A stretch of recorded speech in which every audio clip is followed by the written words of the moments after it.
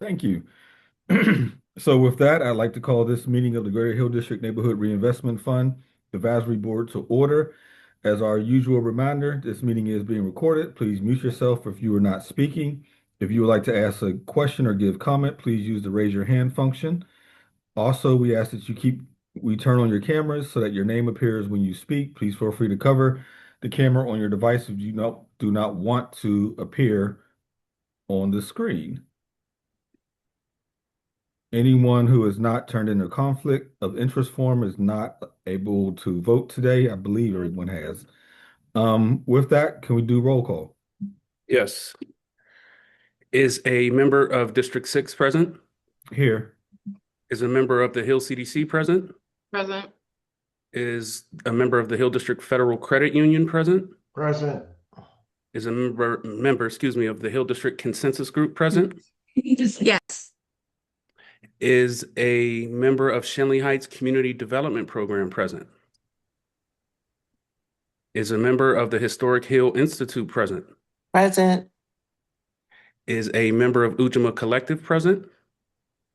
Present. Is a member of the Office of State Rep Arian Abney present? A member of the Office of County Exec Sarah Inamorado present? A member of the Office of the Mayor? Is a member of Pittsburgh Public School District 8 present? And is a member of Allegheny County Council present? We do have a quorum. Thank you very much. That moves I us. didn't hear Wesley Center. Oh, I'm very sorry, Rev. Is a member of Wesley Center present? I imagine. All right, so we have some. Go ahead, Councilman Lavelle. No, I was going to say, so we do indeed have the quorum, and that moves us on to old business, where I believe Alex is going to be providing an update on the LERTA. Yes. Alex? Yeah, thanks, Kirk.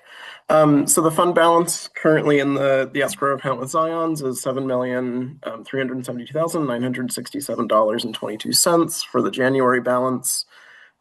We earned $23,666 in interest in January. There are a few upcoming revenue sources in the next few months. So the first one is that dollar per car for the URA's parking lots and Melody Tent. I talked with our real estate department today. They're going to kind of initiate a transfer of those funds to the reinvestment fund within the next 2 weeks, and also give me a breakdown of what that value is going to be. As a reminder, it's $1 per car for the year of 2025, and so that dollar per car runs for 3 years. We did a transfer of approximately $77,000 in October of 2024. The second transfer is going to be for 2025, and then we'll do the last deposit this October. The other projected revenue is there is some parking revenue that was collected from the Pittsburgh Penguins when they still had the option agreement. The general gist of that is that they had to reserve a portion of their parking revenue that was supposed to be used as leverage for them to develop the Lower Hill site in a timely fashion. They did not meet that deadline, so that parking revenue is forfeit and has to go to the reinvestment fund. So that's currently held at the Greater Hill District Federal Credit Union, and that'll be transferred to the reinvestment fund in the coming months. And at future meetings, I'll be able to provide a better breakdown of what that amount will be. Does anyone have any questions? Yes, Alex, I have a question. This is Marimba. You said you can give us an update in the future on what that will be. Can you give us an approximation of that today, just so we have a ballpark sense? So I don't have any numbers in front of me. From talking to the SEA, they estimated about $500,000, but don't quote me on that. I can Okay.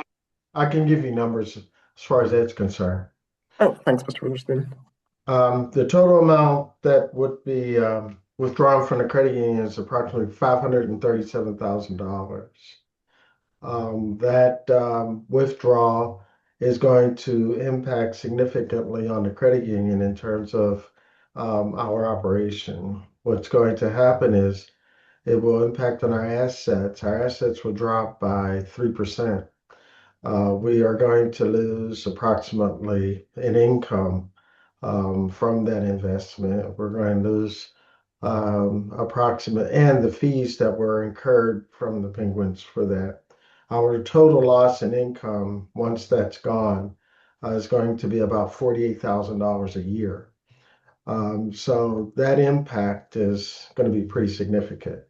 I've been in communication with the URA, and they've allowed us to sort of do it in stage payments over 3 or 4 months or something like that. But the impact is still going to be realized. Thank you, Richard. Mhm. Just a quick response to that. I think that's, important information to have. I think it's also important to provide an interest gained report for the funds that have been housed at the credit union. I don't think we need to get into that today because that was not on the agenda.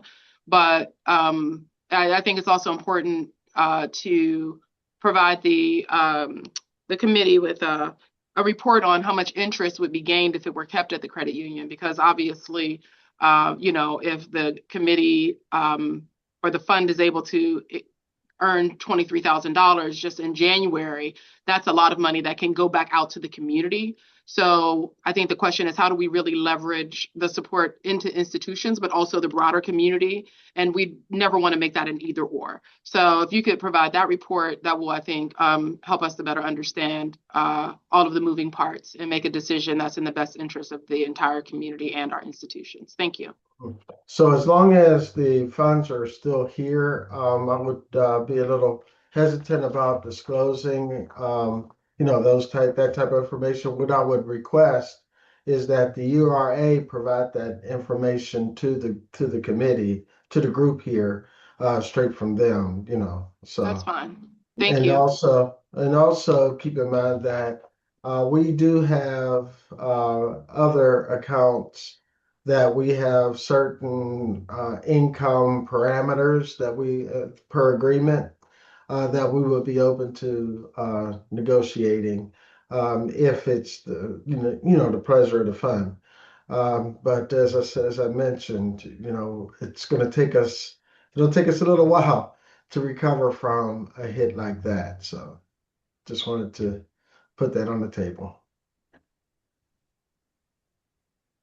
Yeah, and thanks, Mr. Witherspoon. And yeah, I mentioned in my email to you, the URA is completely fine with a 3-month drawdown to give the credit union some time to replenish those accounts. Alex, I have one more question. What is the status of the $313,000 plus $1,000 that are due to us from the Buccini polling group?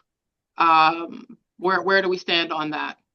Yeah, I mean, at this point, we're withholding the certificate of completion for Block G4 until we receive that. We sent as I mentioned last time, we sent a follow-up letter to Buccini Pollen Group and mentioned it to Fenway Sports Group and some of our closeout communications with them. The problem is there's not a lot of leverage right now except for that certificate of completion. So we're doing what we can, unfortunately. Okay. Yeah.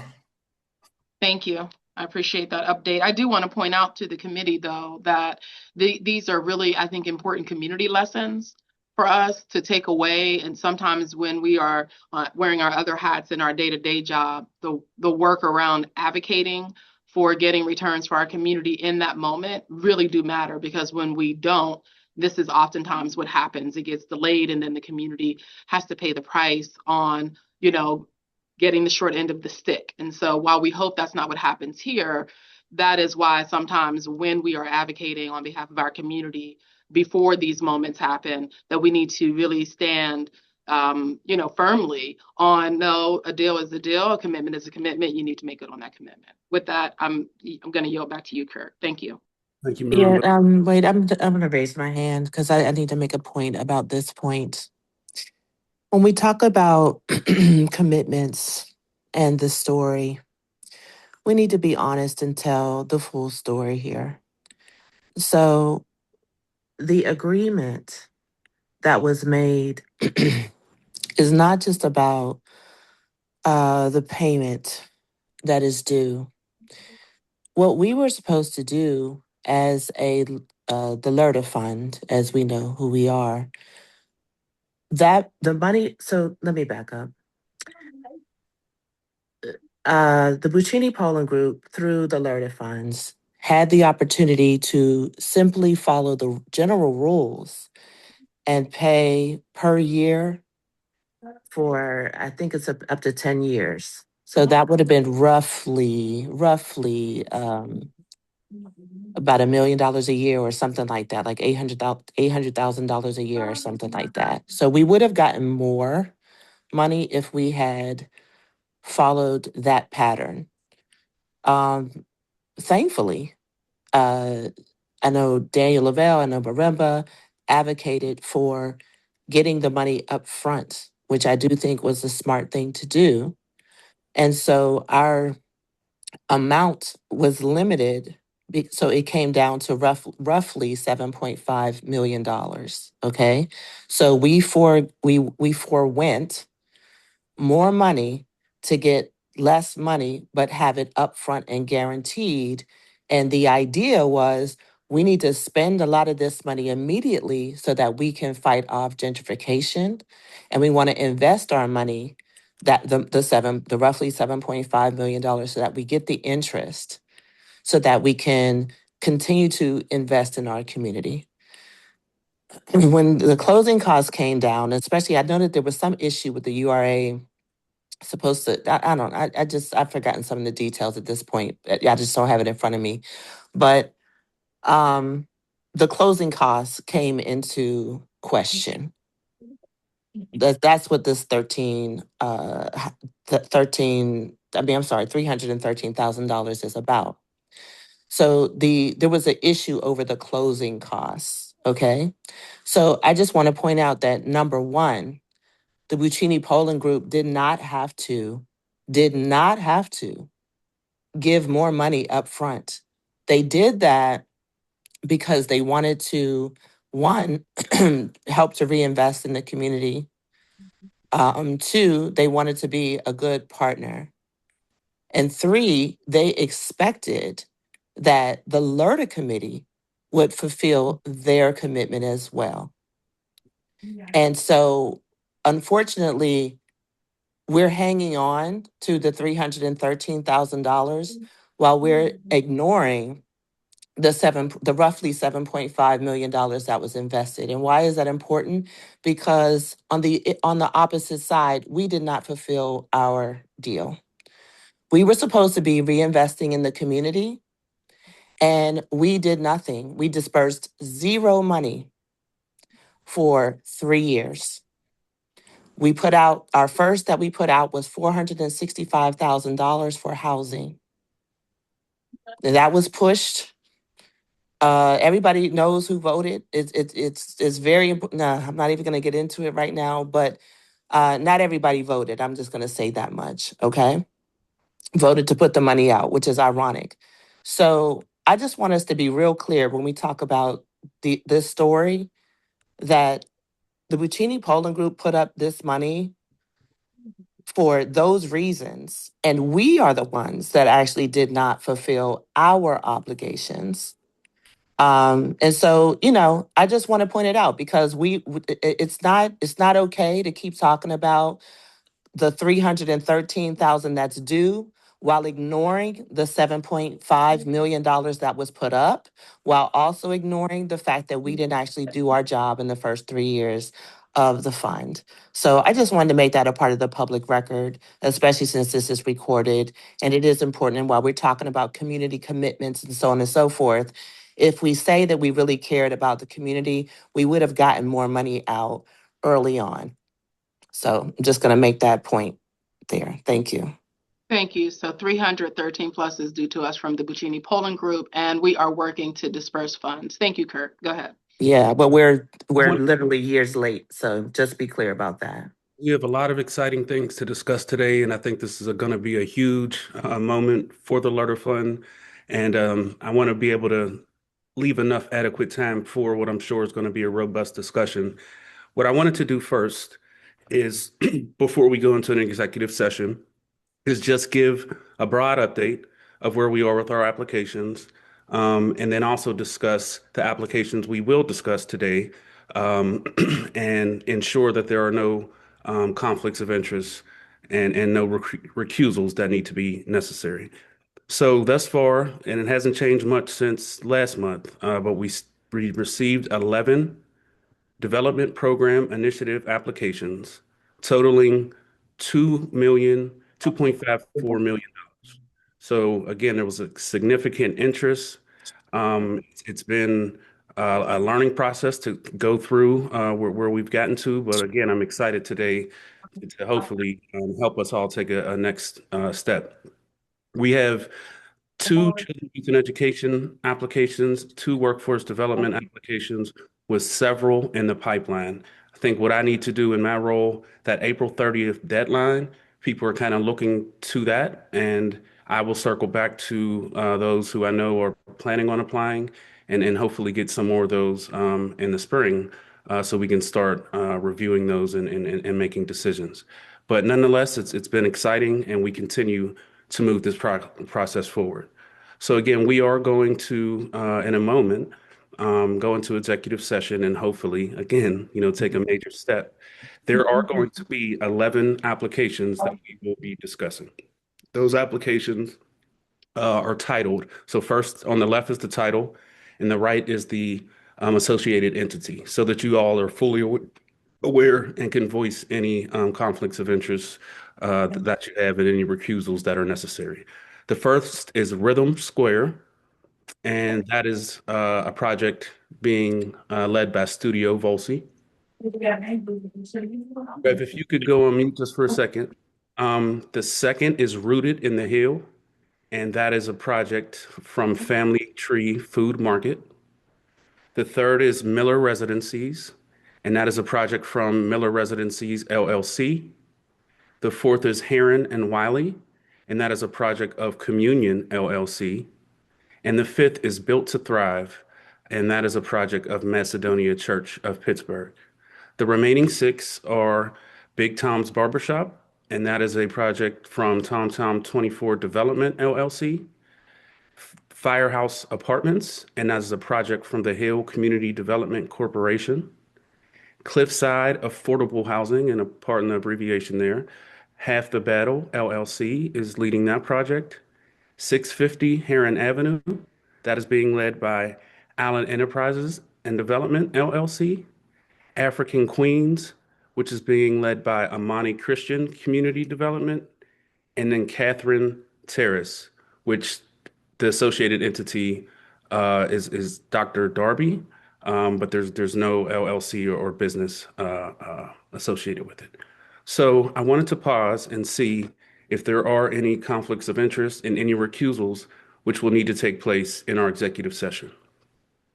I am conflicted representing the Hill Community Development Corporation for the Firehouse Apartments. Thank you. Thank you, Marimba. Anyone else? Okay. So we are going to adjourn the meeting. I think Councilman, you or Marimba may have to do so. I will stop recording and then we can continue. So prior to adjourning the meeting, while we're still under new business, I think it's important to note for the record that earlier this week, the Mayor O'Connor, sent over his appointment to this board, which will be Tanya Ford. I had a chance to speak with her yesterday. She is going to be meeting with Kirk in the coming weeks, and Kirk will help get her up to speed on all things related to this board. And then she'll join us at, I believe, our March 13th board meeting. So I just want to put that on the record. Before we move past this specific topic, I think it's also important, Kirk, I'm going to ask you to once again reach out to the current representative for the Pittsburgh Public Schools, as well as county councilmen. If they cannot attend, they will. I'm not sure how we're handling the the school district seat or the county council seat per se. Obviously, the mayor's seat is a little unique because the mayor himself would maybe not likely be able to serve. And I don't think the other two are appointments, but I think the bottom line point is we and as well as Representative Abney need to make sure that people's representatives are participating and attending the meetings. So I just wanted to go on record just noting that while we're getting the new appointments, that would be really helpful for us to also be making that outreach. Thank you. Thank you.